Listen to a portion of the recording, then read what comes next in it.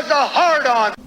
Perfect world was a dream for primitive cerebrals. He's a tyrant! He's a sadist!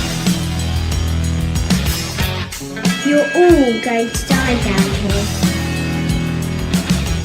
The greatest trick the devil ever pulled was convincing the world he didn't exist.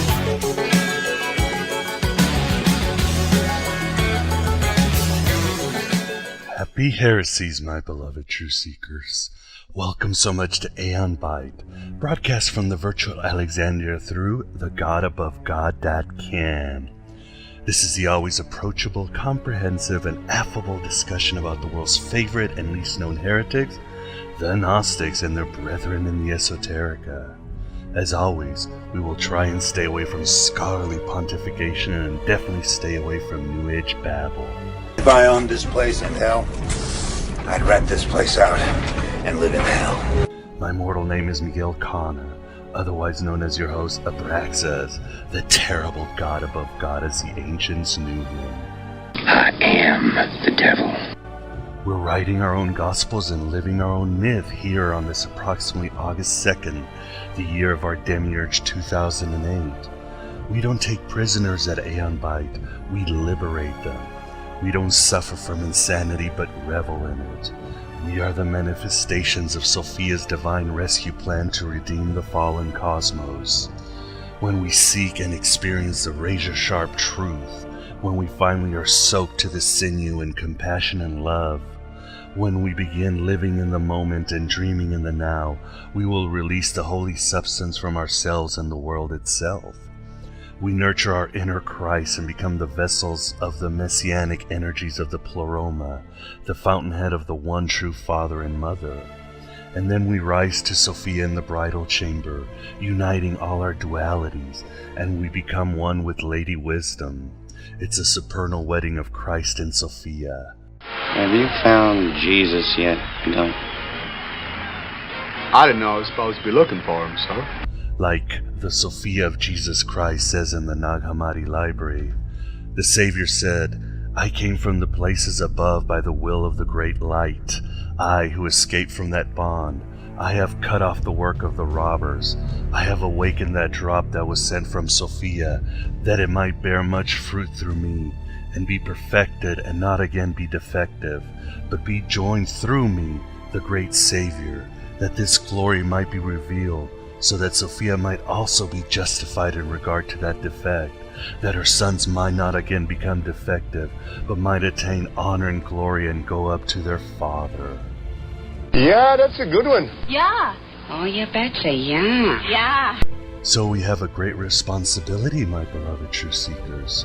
We are redeemers in need of redemption, and already redeemed if we just open our eyes to the truth of this galactic Arkham Asylum we live in.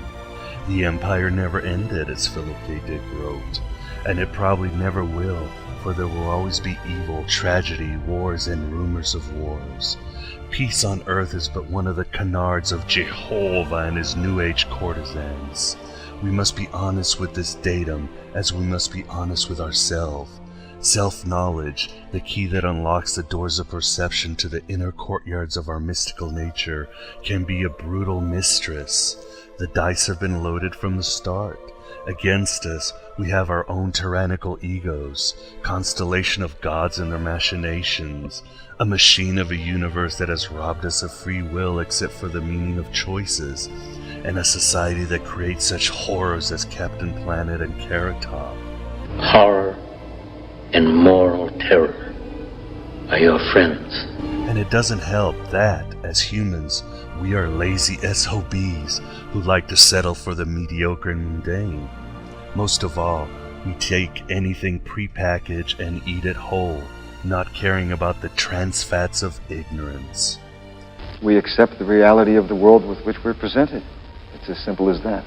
But like I said, a rescue plan is already in motion. Awareness means we've already won. Enlightenment just means we're going home and have plenty of invitations to pass out. Welcome to that dream of you. A fabulous bird reborn from the ashes of its earlier life. And today, or in this eternal now, we welcome back for a second time Stefan Hueller, author of Against Polycarp and the soon-to-be-released The Real Messiah. Like I predicted back in Aeon Byte number 87, when it was called Coffee, Cigarettes, and Gnosis, Stefan will eventually be known as one of the great giants in scholarship of the 21st century. Mark my words, my beloved true seekers. Thanks. I was running short on platitudes. You can leave now. I've never met someone who not only knows his manure and is gifted with a hawk eye for detail, but can actually enter the mind of ancient figures in an almost Professor X way. He did it with Polycarp last time around, exposing him as one of the architects of Christianity proper. Today he does it with Polycarp's understudy, who is just as nefarious of a character. That is Irenaeus of Lyons, the great heresy hunter of the 2nd century, who was more obsessed with the Gnostics than the Gnostics themselves. What's your point? Before the Nag Hammadi library was discovered, most of what we knew about the Gnostics came from the pen of the old sexist Boot and the other old farts like Hippolytus, Tertullian, Epiphanius, Augustine, and the others. And even today we rely so much on Irenaeus and his polemics to fill in the blanks of the Gnostic worldview. Big Brother can make anybody they want look dead or alive. This church father hated the Gnostics so much, he made them famous throughout history. Go figure. The key is separating his orthodox bias from his actual desire to document the Gnostics for posterity. And that's a tip of what Irenaeus represents, for he is undoubtedly one of the most important dudes in the foundation of the Catholic Church.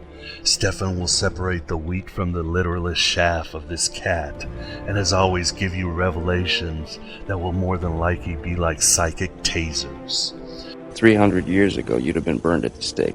For more information on Stefan and his various projects in breaking through the revisionistic history of literalist Christianity, please visit his website, FromMessiahToPariah.blogspot.com. That is FromMessiahToPariah.blogspot.com. Of course and unfortunately I have more drivel, but let us get to Stefan Hueller and his psychobiography of Bishop Irenaeus of Lyons and some of the other heresy hunters. Ah, death spares none but the tiger.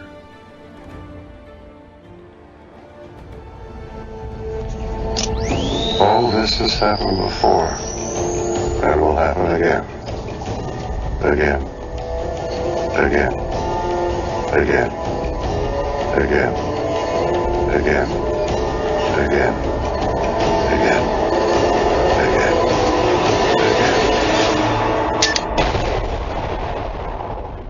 This is the Aeon Byte interview. With us, we definitely have the pleasure of having back a second time Stefan Hueller. How you doing, Stefan? Glad to be back a second time. Glad to have you back. Okay, why don't we talk about the topic today, which is the old cantankerous church father Irenaeus. Could you briefly describe the life and times of Irenaeus, and feel free to put on your psychological hat if you want to, Stefan? Well, I can't help that, but I'll start at the beginning, which is to say that whenever you're dealing with the church fathers, there isn't much to report. They're kind of like these disembodied spirits that float in the literary world and tell us things. Unfortunately, we know very little about the source of this information, the sources. You know, we can say that who Irenaeus says that he is. Irenaeus says that he is the devoted disciple of a certain Polycarp of Smyrna. And according to Irenaeus, everything that he preaches, teaches, is derived from his master Polycarp. And Polycarp, in turn, according to the party line, is a devoted disciple of John, the beloved disciple of Jesus, who in turn, Jesus passed on to John, John passed on to Polycarp, and Polycarp passed on to Irenaeus. And all of us benefit from that wonderful family tree because we get, according again to the party line, the true word of Jesus from those four individuals stretched out over an 180-year period.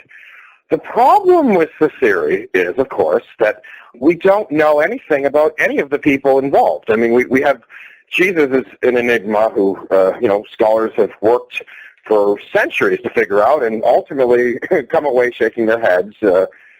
John, even more of a shadow. Polycarp. So the point is that we have a tradition, we have a system that claims to be the true system, but we have nothing to measure it against, or really very little in the way of criticism from contemporary sources. I guess what I'm saying to you is that Irenaeus is supposed to have been a bishop in Lyon, and he has some contact with Rome. He spent some time in Rome because he met a certain Florinus in Rome. And Irenaeus also seems, if you take one other scrap of information, to have been in Asia Minor, where he met Polycarp.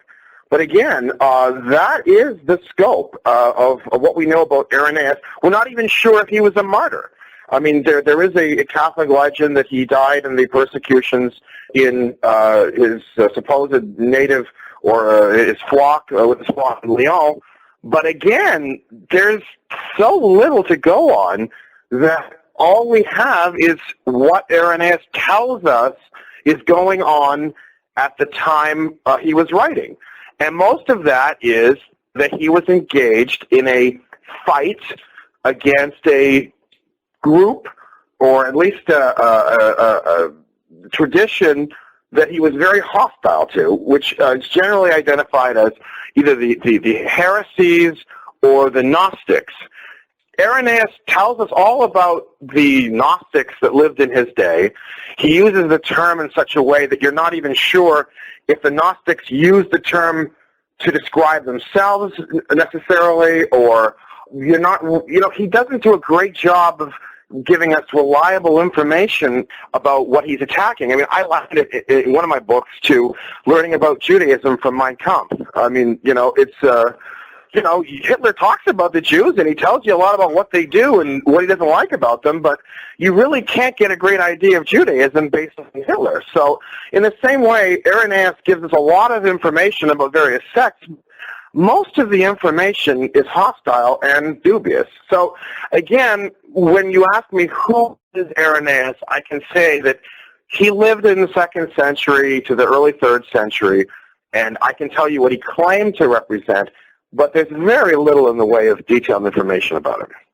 And Stefan, you mentioned that, and also you mentioned that he met in Rome with somebody named Florence. In your book, don't you say she was a Valentinian? What was he doing hanging out with the Gnostics? Well, this is the ultimate dilemma, and actually, when you're a writer, I mean, as you know, and many of the people listening, when you're a writer, you say lots of stuff, and some of the stuff, it's good stuff, some of it's okay stuff. The great stuff about Irenaeus that I've discovered, and I really think it is important, is that we as a tradition assume Irenaeus is telling us the truth. If Irenaeus is lying or not giving us the whole truth, our whole tradition becomes shaky. It really comes down to that. I mean, Irenaeus is like George Washington, and we have the old story of George Washington with the axe, and I'll never tell a lie, and as a result, we believe in America because George Washington's a good guy. The same thing is kind of true with Irenaeus. He says this chain existed, and it's all true, and nothing's, everything that he learned, he passed on, and he infers that there's this spiritual element to it, although, again, it's never explicit, but the sense that he gives you is that the Holy Spirit literally came over to him from Polycarp, and in turn, the Holy Spirit was passed on from John to Polycarp and Jesus to John. So while the individual players have changed, the idea is that the immaculate truth that was represented by Jesus entered Irenaeus, and he in turn inseminated our tradition. So what I guess I'm trying to say is that if that's not true, if it isn't the Holy Spirit that he's passing on to us, then we've just got a church, a tradition, one of many with faults and blemishes, and, it becomes very human. I mean, at the very least, we can question then, well, maybe this isn't true. And when you bring up a Florinus, what's so fascinating is, and this rarely gets reported, rarely does anyone ever mention this, but apparently even his relationship with Polycarp is questionable. I mean, he makes it seem like I sat at Polycarp's feet when I was a little boy, and I believed, I soaked in his knowledge that came directly from Jesus. But apparently, in his own day, there was another person who was sitting at who was a contemporary of Polycarp, not a little boy, but a full-grown man, who claims also to have received his teachings. And guess what? He's a Gnostic. He's a Valentinian. So we then start wondering to ourselves, those of us who are capable of, examining critically these things, we say, well, why should we believe Irenaeus? I mean, yes, his tradition won out. They beat the crap out of all these other people, and, they probably had the help of, the state. I mean, eventually you get the marriage between the Catholic Church and the state, and you can't imagine that it was just at the time of Constantine. So you start asking yourself, well, hold on a second. If we can't believe that Irenaeus is giving us the full scope of what Polycarp is saying, why should we then believe that Polycarp is giving us the truth about what John said, and et cetera, et cetera? And the question then is, how much of Polycarp is Orthodox? Is Polycarp this Orthodox saint who again, is exact Catholic? And when you really scrutinize things, when you really start looking, you can start seeing holes in the argument. You can start seeing very clear ways that Polycarp wasn't Orthodox. And therefore, and I'm not the only person who suggested this. Actually, there's a scholar of much, greater status than myself named David Trobish, and he's made essentially the same arguments I make, except from a serious scholarly, or more. I shouldn't say that. Let's say his technique is more,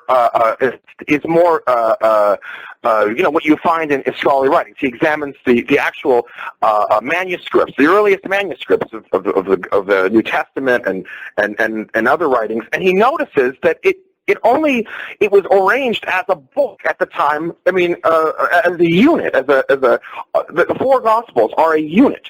And he argues that around the time of Irenaeus, that it was established as a book, the four Gospels.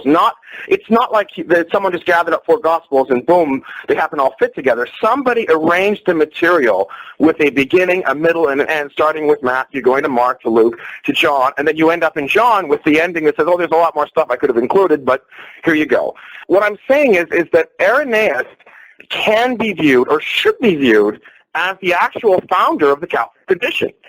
And that means that the Catholic tradition does not date from the time of Jesus, but probably the late 2nd century. And, this is not that radical because, the same thing has been, put forward by scholars in the field of, Islamic studies, that, we don't have a Quran text. It dates from the time of, Muhammad. Most of the texts are about 2 centuries old, or at least 2 centuries later. So what you end up beginning to suspect is that the way we get an organized church that somehow manages to fit with the Roman Empire's, desires, it took about, it took 150 years to get that settled, and Irenaeus had a very big part in that organization. Do we have any, blatant lies that we know for sure he wrote about that have been confirmed? Well, I mean, here, it's like anything. It's like, when you watch the politics today on TV, they're always throwing questions at the politicians. And they, you always get the stock answers. And same with Irenaeus. You read his book, and, oh, yes, the Holy Spirit and Jesus and the Virgin Birth. But on occasion, the politicians slip up. And that's what the whole question and answer set. You want to hear, and Irenaeus actually slips up a few times, at least from our perspective. He gives us a glimpse of his context, the context in which he was writing. At one point, I believe in Book 3 of his Against the Heresies, he says something to the effect that the Marcionites say that we're in the pocket of Caesar. And that's like, oh my God, and again, scholars don't bring this up because, again, the way he writes is boring. I mean, it really is. I mean, you can't get to sleep by Irenaeus. You got bedtime. There's no way that the average person can read Irenaeus at 11 o'clock at night and not fall asleep. But for those of us who are scavenging for pieces of this amazing puzzle called Gnosticism, he provides us with some amazing clues if we can just clear away some of the debris that is there. And at one point, he's talking about the Marcionites had a particular view, a criticism of Moses. They say, oh, Moses and the Israelites, they left Egypt, but they stole a lot of gold from them, and they should have returned. Something to that effect. Actually, very interestingly, that exegesis is actually in the rabbinic tradition. Strangely enough, so it's very common. It's in the Talmud like 3 times, and again, it's attached to a tradition associated with a guy named John. Interestingly enough, but the Marcionite position is a critique, and what Irenaeus says is they apply that to the Catholics. That's the inference. The inference is that the Catholics have now fallen into with the rulers in Rome. And instead of Irenaeus saying, oh, no, that's not true, he puts out the usual, sort of, I don't know what the word is, bourgeois response, oh, but we give to the poor. Yes, it's true. We are in the pockets. We do receive money from rich and influential Romans, and but we're doing such good work. We help the poor. We do, the orphans, the widows. Again, this is a very important piece of the puzzle that rarely gets mentioned, except, of course, if you're aware of early Islamic references to Christianity. I mean, there are an abundance of Islamic critiques of how the church was formed, and almost all of them, dating from, I think, around the 10th century, but Shlomo Pine says that it comes from Christian documents, 4th or 5th century. You get these stories like there was this church, and everything was fine. And then Caesar decided, hey, I'd like to change the church. And a few disrespectful or a few corrupt church members worked with him to change the gospel, make it 4, et cetera, et cetera. And this isn't in one source. This is a constant theme. And in another source, we have the story, I don't know if your listeners are aware of the Paraclete, but the Catholic Church says, for instance, that the Paraclete is a Holy Spirit. It's a ghost or a spiritual being that Jesus said he was going to send after he died, and that spirit entered the church, and everybody got smart and whatever. But anyone who's Jewish, like myself, knows that the actual word comforter, Menachem, it's not a spirit. It's the Messiah.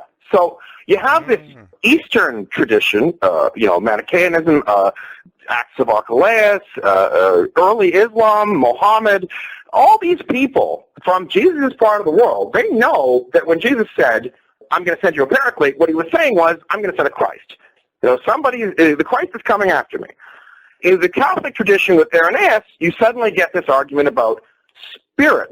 No, he meant this is a spirit of Christ that's going to come. You start wondering, you say to yourself, well, surely Irenaeus could not have created a doctrine out of thin air. I mean, you're not going to be successful if you invent new things. So how did this idea transfer to the church? And you start thinking about it, and it sounds very, vaguely Valentinian. I mean, you have this notion of a spirit or these aeons, these entities in the heavens, and that one of them was, you read Irenaeus again, you get this notion of the Paraclete, that there is a spiritual being that came into Mary in the form of a tube. I mean, what I'm getting at is if you really do a detailed study of the Catholic, where Catholicism differentiates itself from Judaism or Jewish tradition, a lot of the doctrine seems to actually be Gnostic, that you're not really getting a completely anti-Gnostic teaching. What you get instead is a Gnostic-sounding theology without all of the bad stuff from the Gnostics. No other God besides the Jewish God. We still believe in the Old Testament, but we still have this notion that Jesus was going to send a spiritual being who would enter into the church and not a Messiah. So I'm just saying, if you analyze various early Catholic teachings, they're surprisingly not as differentiated from Gnosticism as you would think. And on the other side, Marcionite teachings don't have that. They actually sound closer to Rabbinic Judaism, even if the Marcionites didn't, want to continue to, venerating the old law and the old God of the Jews. Their actual doctrines and how they view the cosmos and the Godhead and the way they read the Old Testament is actually more in line with rabbinic theology than Irenaeus. It's very. I'm not the first to have noticed that. But Stefan, didn't Irenaeus believe in gnosis and not just faith saves? Oh, exactly. This is the whole thing that people get wrong, is that Irenaeus doesn't actually say that. I mean, he'd be an idiot to say that there's no knowledge in the church. I mean, you couldn't. And again, you wouldn't expect someone like Irenaeus to completely reinvent Christianity. I mean, a lot of higher critical studies of Christianity get that wrong. You can't expect that somebody out of thin air created a new church. Instead, what Irenaeus does is he says, yes, there is a gnosis. There is a secret or a knowledge. It's not secret, but we are passing a knowledge about Jesus, the Gospels, New Testament. But it's the creed that we teach you. I mean, this is what Jesus and the apostles wanted you to believe. So it's not anti-Gnostic in the sense that, we don't believe in knowledge. It's anti-Gnostic in the sense of a secret knowledge that it teaches things like another God besides the Jewish God, another Lord besides the Lord of the world, that the law is bad or is no longer in force. These things are what he's aiming at, not the concept of Gnosticism knowledge. So basically it was the devil in the details. But Stefan, so he is also the first person to give names to the 4 canonical Gospels. Do you see any evidence that he had his hand in writing or redacting any of them? Well, I mean, again, when there are better people than myself who have done research, I avoid adding to it. And David Trobisch really hits a home run with his works. I mean, he can do things I can't do, which is he can look at the actual manuscripts, the words, I don't know if your readers are aware of this. I'm probably overstating the case, but the actual oldest manuscripts tend to, of the New Testament, avoid words like Christ.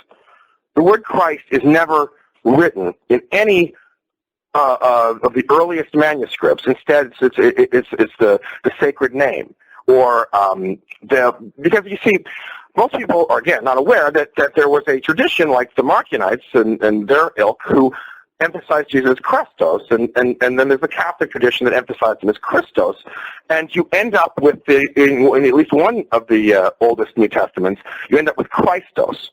A compromise. You use the E and the I, you put it together, and you decide what you want to use. So there's a conscious effort to bridge. The Catholic tradition can't be the original tradition because it's got 4 Gospels. On some level, it's a harmonization of a variety of positions. It has to be. I mean, you just think about the nascent church.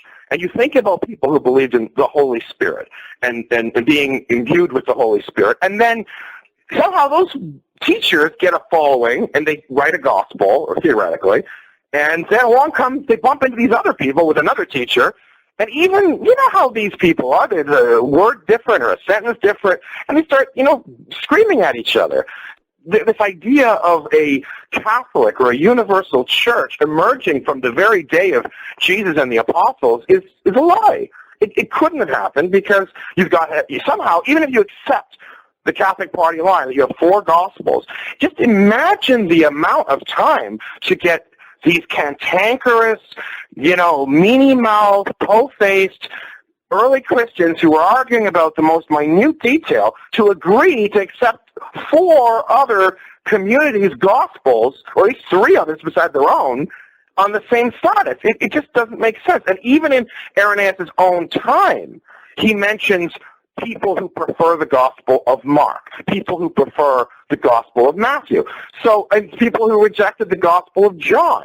So you have this strange situation where everyone doesn't like everyone else's Gospels, and yet somehow he manages to forge a union of these disparate members, and you have to think that it was with applied political pressure.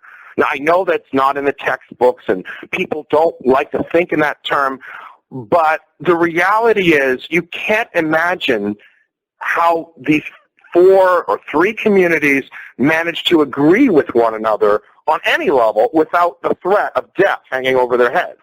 I mean, they were arguing. I mean, you read What Remains of Celsus of Rome, and he's just saying these Christians, they're everywhere, they're arguing with each other, they don't like each other. Why should we believe them when all they do is fight amongst themselves? This is like middle of the 2nd century. And then, a generation later, everything's fine somehow.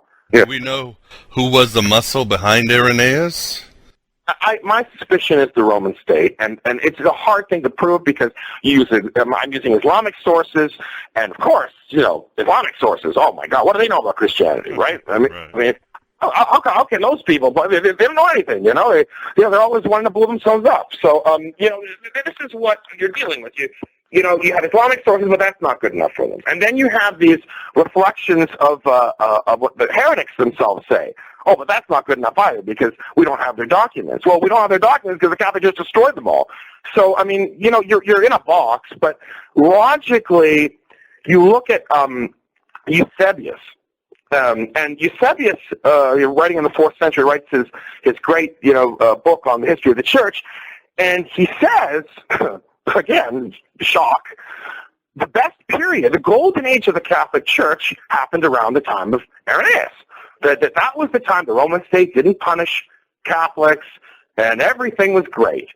Problem is that the emperor was Commodus, the worst emperor in the history of the Roman Empire. He's the guy that Joaquin Phoenix plays in Gladiator. I mean, this guy was a bum. He was the absolute worst. And yet, his mistress, Marcellina, was a Christian. Strange but true. A Christian whore saves the empire, or at least saves the church. And you start seeing things like Marcellina helped rescue a guy who later would become a bishop of Rome. Some call him a pope, but I don't believe that at that time, the pope had the same status in Rome. But whatever the case is, you have the absolute clear evidence of manipulation from imperial help. It's helping to establish a church. I mean, you get this one pope or bishop, whatever they call it, Rome, who was an assault mine, and Marcellina manages to rescue him, and he eventually emerges as the bishop. So at the very least, there is this inference that Commodus, with all his bloody persecutions, and I should mention, where are his persecutions felt the most strongly? In Alexandria. I mean, in Alexandria at the same time, or a little after, you see Clement of Alexandria being persecuted. Eventually he dies or disappears. We don't know what happens to him. Oregon, the same story. Oregon, suspected of heresy, ends up getting tortured really badly, moves to Palestine.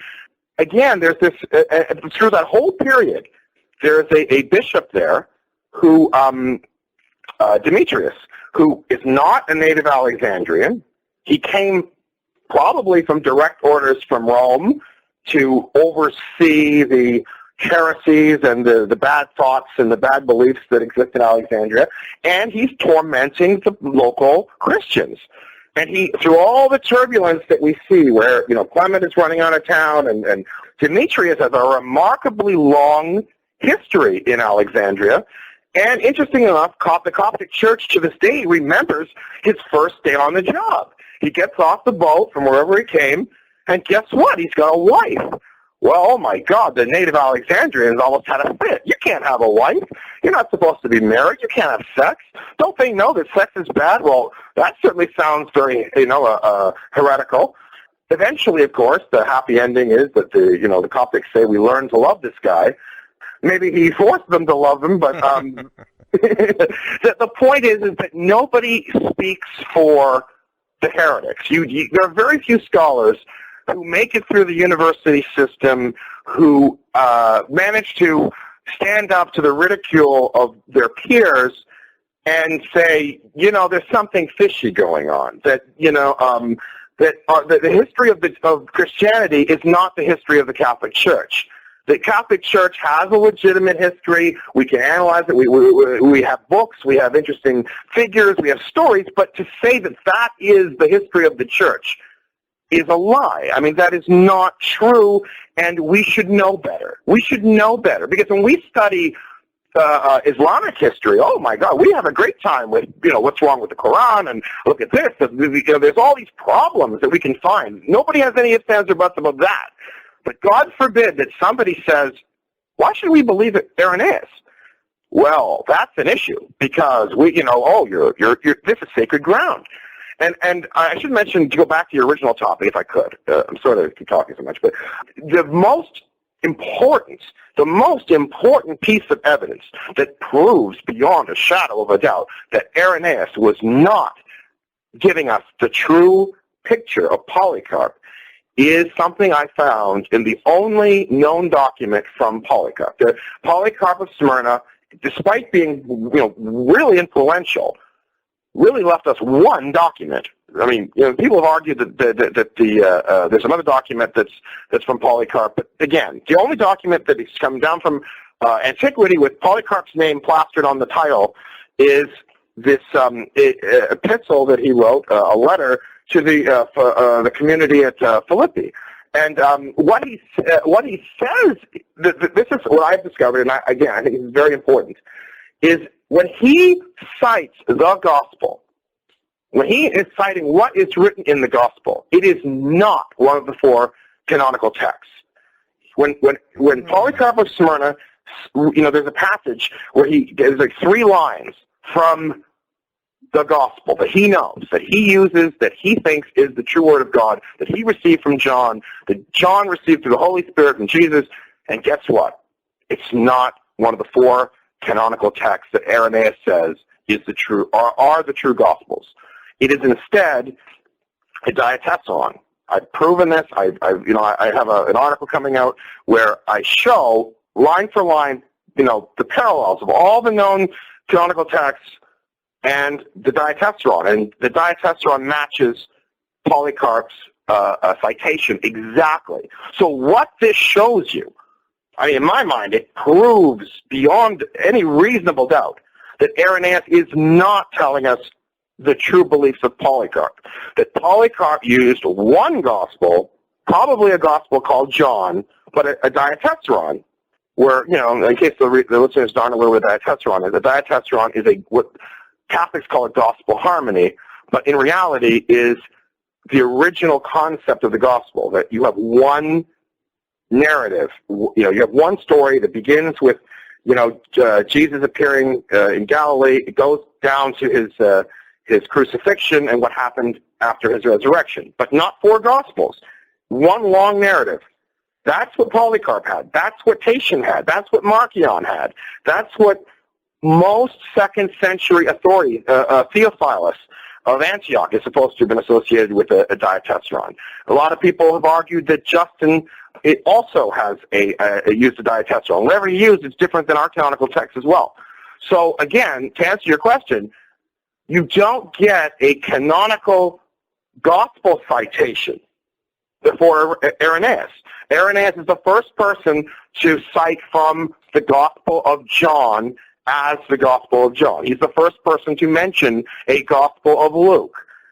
You start thinking, the more that you look at this evidence, they're not telling us the truth, the scholars. The scholars are moving in a fishbowl that's comfortable. It's comfortable to talk about 4 Gospels. It's comfortable to think that the Acts of the Apostles represents the early church. It's comfortable to think that all you have to do is read the Church Fathers, learn what they have to say, and then the book is closed on the early history of the church. The problem is that you're leaving out Polycarp. Polycarp doesn't fit in this scheme. Yes, he didn't like Marcion. And in the old days, that made you sound like you were Orthodox. You hate Marcion, you're okay. But, seriously, there's like 14 against Marcion books written by Everybody wrote in against Marcion. It's sort of like feelings or something. You know, it was like a stance. You had the right against Marcion. You could do whatever you wanted, but that was like a staple. It was like Inagata Devita or something. You had to play that tune. So the point you're getting at is, scholars hate ambiguity. They avoid it. They don't want people to, I mean, if I can, I'm talking a lot, but a parallel example is the study of Josephus. Josephus, we so desperately want the history of what happened in the first century that we're willing to avoid, like, all these problems with Josephus. We just want, look, there's John the Baptist. Great. Josephus mentions John the Baptist. He mentions this. Great. We have two choices. We can tell the reader that there's like 8 different versions of Josephus. We can tell the reader that Josephus contradicts himself like 50 times. We can tell the reader that Josephus had 6 different interpretations of Daniel chapter 9, verse 26, as it applies to Jewish history, all through different periods, and at each interpretation, he tells you this is the one, this is the right interpretation. The point is, scholars have 2 choices. Either you admit that we have a lot of ambiguity, or you proceed as if everything's as clear as day, as if it's, like a Dr. Seuss, and you just need to just connect the dots and everything is simple. And unfortunately, for a variety of reasons, they choose the latter approach.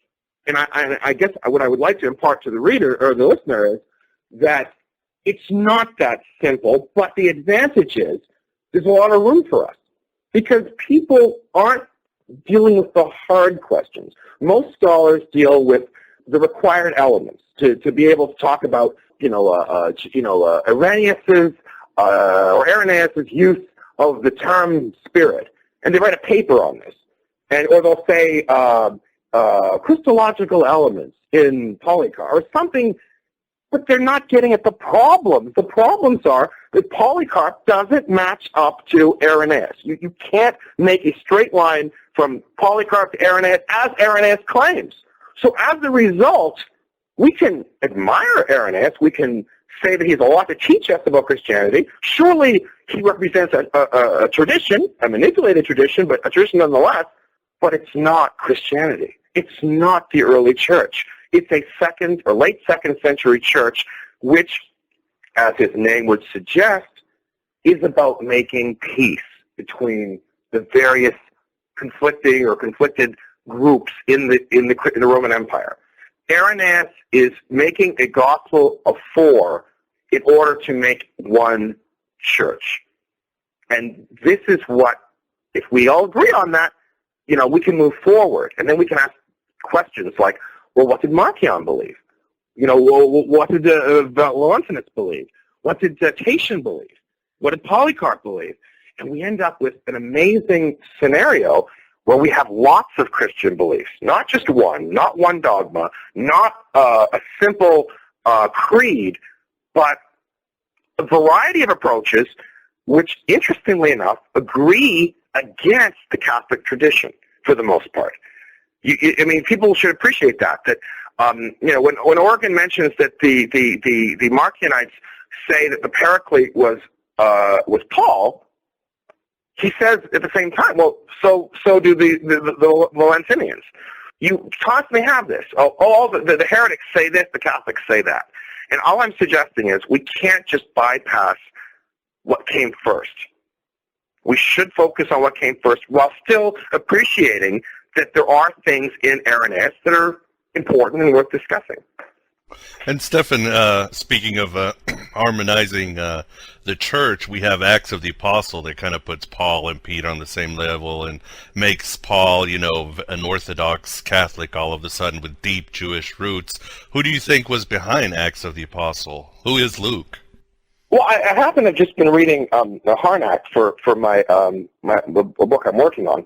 And he's a great scholar. He's not some crackpot like myself. And he says there are no citations of the Acts of the Apostles as a book before Irenaeus, for 175 AD, he says. Wow. So I mean, am I going to argue with Harnack? I mean, his name's Adolf, so you don't want to argue with that guy. But the point is that, yes, it's true that there might be the odd citation of a line or two from the Acts of the Apostles in an earlier text, like Ignatius. But Ignatius, again, they don't tell you this. They got problems with that Ignatius because Ignatius seems to have been reworked so many times over the course of history that we don't know if we're really dealing with a second century text. Interestingly enough, again, I should mention that the canon of Ignatius, he's a second century church father, supposedly from Antioch, who, story goes, was dragged to Rome and thrown to a bunch of dogs or beasts or whatever. And we have these letters that he sent out supposedly from, his boat trip. He managed to send out all these letters to the community in Asia Minor, telling them he wants to die. The problem is that there's three different lengths of the letters. There's a short Syriac version, there's a long Greek version, then there's a longer Greek version. When Irenaeus cites Ignatius, he cites the longer version, the version that most people think was added to. So again, when Harnack was faced with the decision of determining when the Acts of the Apostles was first cited, he says it's mentioned for the first time in 175 AD. And so I don't doubt that there may have been an earlier version of the Acts of the Apostles, perhaps known to Polycarp. I don't know. But what the version that we have now is definitely from Irenaeus. And interestingly enough, if I could segue, when you ask me about Paul and Peter, most people, we have to deal with Peter and Paul. The church says Peter and Paul. But Peter's real name was Simon, right? We all know that. So we're dealing with, why is it the Catholic Church insists on calling him Peter when his name was Simon? His real name, his historical name, people knew him, probably called him Simon, all right? And Paul as well, that's not the real name of the apostle. Whatever we can argue about, the Catholic Church's name was Saul. It sounds to me like a homonym, but nonetheless, you're dealing with a strange situation where people aren't actually given their real names. Now, Irenaeus mentions, while discussing the Marcionites and the Valentinians, he says, he has a chapter, I think it's chapter 7 in book 3, and then the next chapter, he turns the page, he says, and those who say there's no St. Paul, that wasn't his name, let me cite the Gospel of Luke against you, and the book of Acts. So the thing about the book of Acts is, when it is used, it's used as a polemical text. It's used against the Marcionites. Same with the Gospel of Luke. Nobody mentions Luke before Irenaeus. Nobody mentions the Acts of the Apostles as a book before Irenaeus. And when he uses it as a club to beat the Marcionites into submission. And my suspicion is that the text was written against Marcion. I think that is the Marcionites had to have had a different version of history. When we're talking about the Catholic Church, we know the story. Peter and Paul, and they go to Antioch, and they don't like each other, and then Dr. Phil comes, and they're friends again, and then everything is good. But what did the Marcionites believe? They didn't believe that the story about Saul. You can read Irenaeus as suggesting they didn't call him Paul. I don't know the answer. The point I'm trying to say is we have to embrace ambiguity and admit, good scholars, people who write books for Brill, as an example, when they don't, or most scholars who write for, I've read some bad books from Brill too, but when you read good books, when they stumble across something they don't understand, they just say, I don't have a clue what this means. Bad scholars, when they stumble across things they don't understand, gloss them over, and they go, well, I'm just going to make sense of it somehow, because they don't like admitting they don't know. And all I can say is the Catholic tradition creates a history that I think it's false. Many people think it's false. Most people don't. Most people buy into it. But the point is, we have to appreciate that the Marcionites and other sects certainly didn't buy into that system. And we have to ask ourselves, admitting we don't know. We don't know what the Marcionites thought happened between Jesus and Marcion. And I think what I would like to leave with the listener is that's a good thing. It's a good thing because it allows for us to have something to do. I mean, you can read Irenaeus and think, well, maybe this piece of evidence suggests something. Like I just said about that some people, some groups didn't believe that, they didn't recognize Paul, as an apostle, or at least did not recognize the name Paul as. And then he says, well, look at Luke. Luke knows the name Paul, and I guess what I'm trying to say is that people should learn to think about or ask questions. They're dangerous, and then you'll arrive at new answers. And I think that Irenaeus provides us, strangely enough, with all of or most of the important evidence to help us solve a lot of these riddles. And speaking of riddles, Stefan, how did the finding of the Nag Hammadi library in the Gospel of Judas confirm or disconfirm anything Irenaeus said? Well, again, you're stepping into a minefield with that one, because you have everyone jumping up and down like happy times because we found the Gospel of Judas, and then there's April DeConnick and all these other people who say, well, not so fast, and it's not really saying what people say it means. And I had a conversation with Robert Eisenman probably a month ago, and he said something that I like using now. Sometimes other people come up with brilliant things. I can't come up with all of them. He said most scholars are just philologists. And he said that they're not really good at making sense of the context. They're really good at analyzing, the words, and this should be this, and this should be that. And then our job, their skill. The skills that they've developed don't typically include thinking critically about things. They're very good at taking Coptic text and telling you what it says. I can just say that in terms of Nag Hammadi, my disappointment with Nag Hammadi has been, I think a lot of it's late. I think a lot of it is 3rd century or 4th century. I think that the texts that are early, we don't know the provenance of the text, so it's very difficult to make sense of if it's the original text, is it a later text. My feeling is that the Gospel of Truth is probably the one mentioned in Irenaeus. I think so. I think that is what Irenaeus was referring to. I would think that the Gospel of Judas is the text that he mentioned, but then you read April DeConnick and other people, and they can find a lot of faults with the text. Robert Price, I'm not name dropping, but for some reason I talk to these people, he mentioned that there's an author out there who has studied the Gospel of Judas and thinks that it could be a fake because it has a reference to one of the Nag Hammadi texts, and what it lists from the Nag Hammadi text is a blemish or an imperfection in the text. So it's obviously copying something written in this text. Now, I can't evaluate. I've never read what the original author says.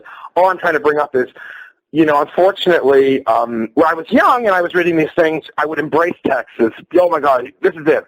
I found this one text that's solve everything.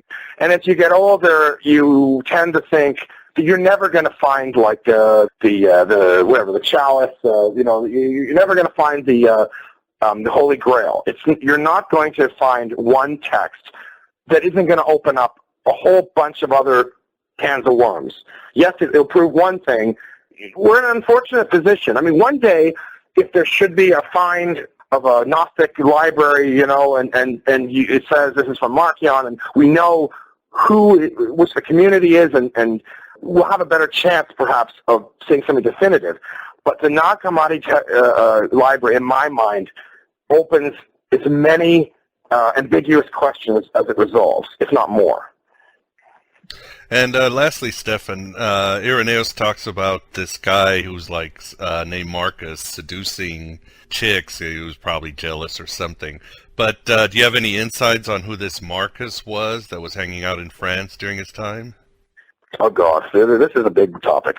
Irenaeus mentions a heretic who's usually assumed to be a Valentinian because of the way the text is currently arranged.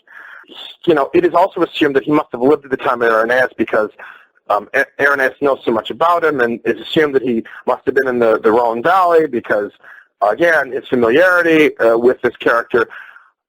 when you really look at what Irenaeus says, as I have done, God knows I must have a lot of free time, it sounds. The more I hear this, it's not much of a life. But I mean, I don't know why I know all these things, but if you look at Irenaeus and you look at what he writes about this guy Marcos, and you can compare it to Clement of Alexandria. If you actually do this, strangely enough, I've done this, and you find that Irenaeus mentions this sort of what's the word?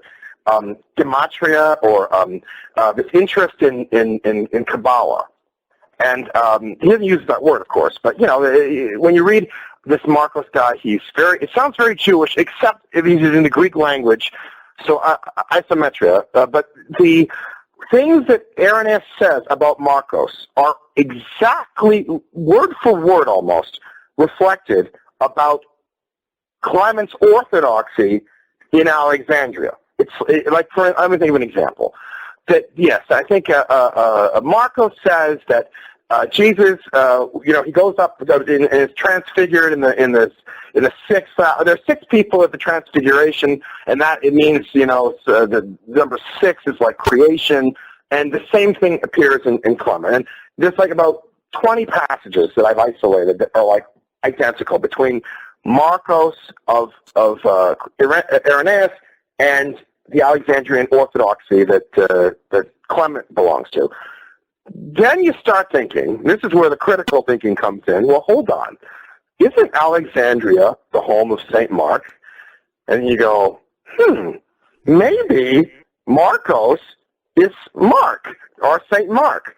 And then you start looking at some of the gospel citations that Irenaeus makes, and I think, more importantly, actually, is that Hippolytus, Irenaeus' student, writes, pretty well the same, copies out Irenaeus' text into Latin, but he adds a little line in his description. They always deny things. So then you read Clement of Alexandria's letter to Theodore, and he mentions about how that his community will deny, to the point of death, their secret doctrines associated with Mark.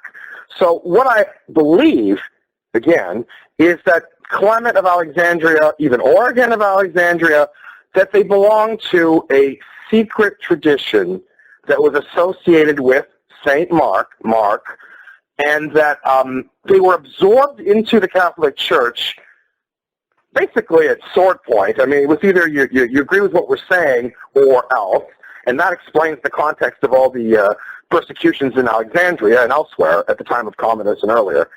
And you start to think that this little reference in Irenaeus points to a forced conversion of members of the Markan sect, that people believed. I mean, Irenaeus also mentions in another section of his book that there are these people that prefer the Gospel of Mark.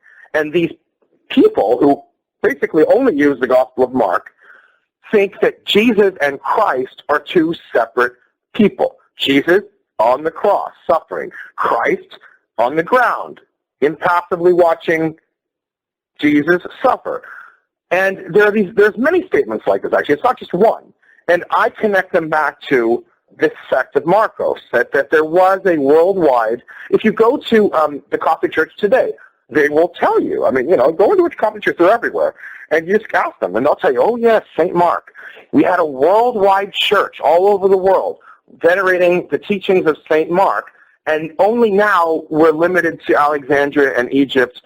But at one time, we were, North Africa, Rome, Middle East, everywhere.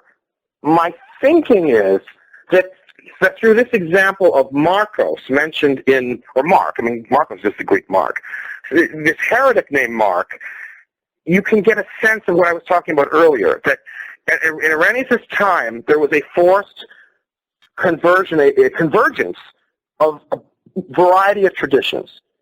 And I happen to know some scholars who study the Samaritans, and the same thing happened within the Samaritan community. The same thing happened within the Jewish community. All these Palestinian communities had a forced ecumenicism occur in the late 2nd century. I mean, if I could go on, I mean, I could talk forever, but the Jewish faith today is based on the Mishnah, and people don't realize it, but the Mishnah basically is a collection of acknowledged legal readings. I mean, it's not, the Talmud is the authoritative, it's the authoritative interpretation of the law. But the Mishnah is a collection of readings that are acceptable. So you'll have a particular passage or a particular topic, and there'll be your rabbi so-and-so. And interestingly enough, included in the Mishnah is someone like Elisha ben Abuya, the heretic. He's actually cited as an authority. His student Meyer becomes a prominent figure in the rabbinic tradition, even though his orthodoxy is always questioned. I mean, there's always an asterisk besides Meyer that he's only pretending to be orthodox, but really he's still a heretic. And this goes on to the day he dies. So what I'm trying to get at is within all the Palestinian communities, you see an attempt at ecumenicism in the late 2nd century.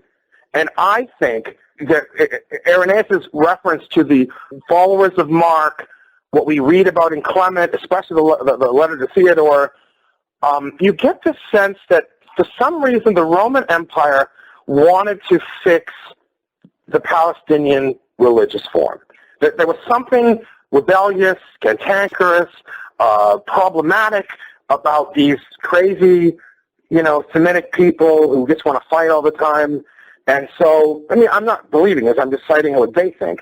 And so as a result, let's bring them all together in an organized community where all these different elements, whether they're, followers of Mark, followers of Matthew, whatever, let's bring them together, let's give them some guidance on what is acceptable and what isn't acceptable, and then, we'll also have means of punishing them if they step out of line.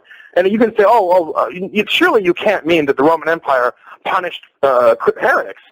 Yes, I can mean that because, let's give some examples. I mean, in the Jewish tradition, there is a thing called the rebellious elder, which means that if you didn't follow the party line of what was orthodoxy, the elders would get together and they would put you on the ground, and they'd throw rocks at you till you died.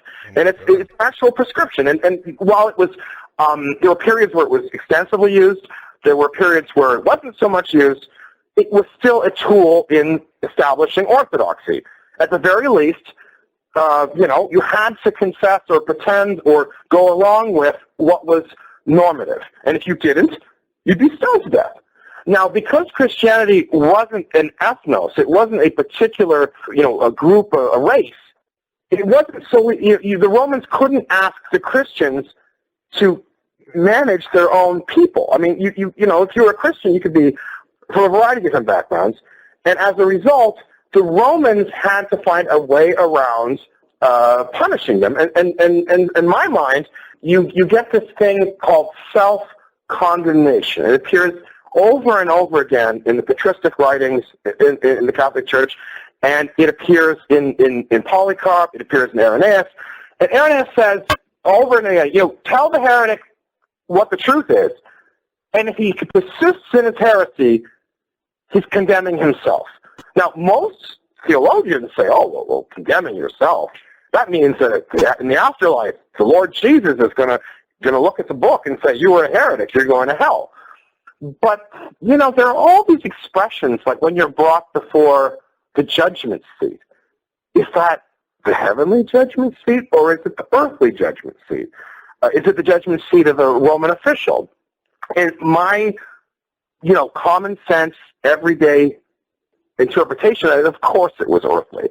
How did you organize an agreement if there wasn't force applied to it?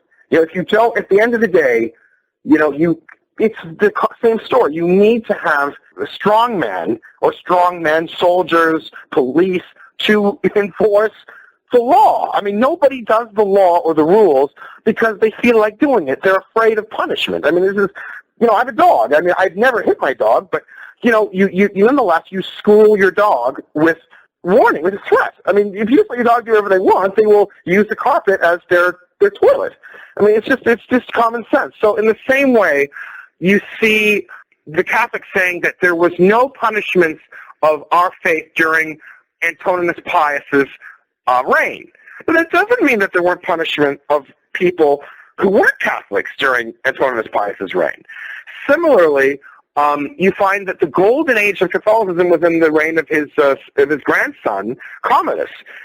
But that certainly doesn't mean that heretics weren't persecuted in Commodus' time. In fact, we know they were. We know the people in Alexandria suffered greatly at the hand of that emperor.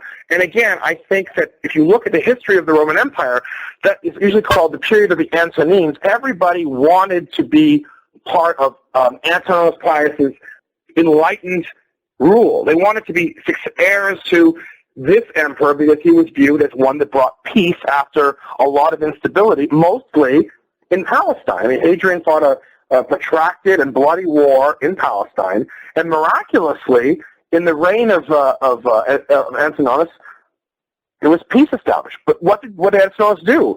He let Jews circumcise themselves again. He let them go back to their old law. Again, I could talk a long time about this, but if you actually look in the Jewish writings, Antoninus is cited as somebody who gives halakha, and is also, he's actually cited as an authority in the Jewish writings. So, and there's these hilarious passages where he's with Judah Hanavi, the founder, if you will, of the rabbinic tradition, and they're like best friends. They're like going camping trips together. They're hanging out eating cucumbers. They even say the emperor bent his, what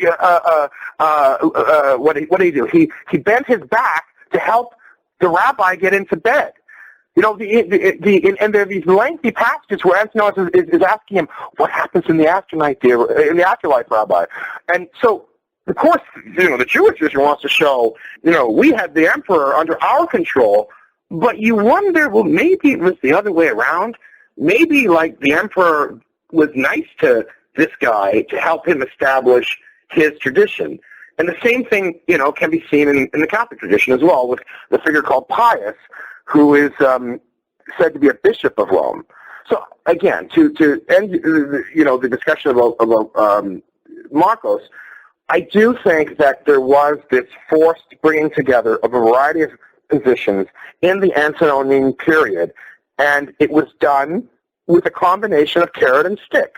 The carrot was, if you follow these rules, you can be a Christian. If you just mouth your acknowledgement that you don't believe in another Lord besides the Lord of this world, who the Romans thought was like Caesar, then you can be, Christianity is acceptable. But if you are arguing that there's another Lord besides this Lord, the Lord of the world, that sounds suspiciously like you don't like Caesar. You don't like the Roman Empire. So we're going to not allow that tradition to exist.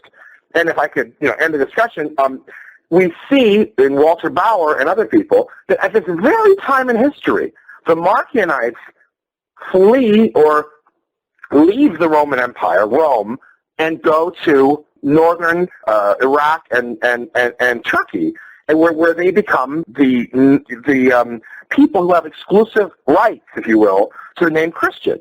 I mean, Walter Bauer writes extensively that the Marcionite faith was Christianity in that kingdom called Osrhoene.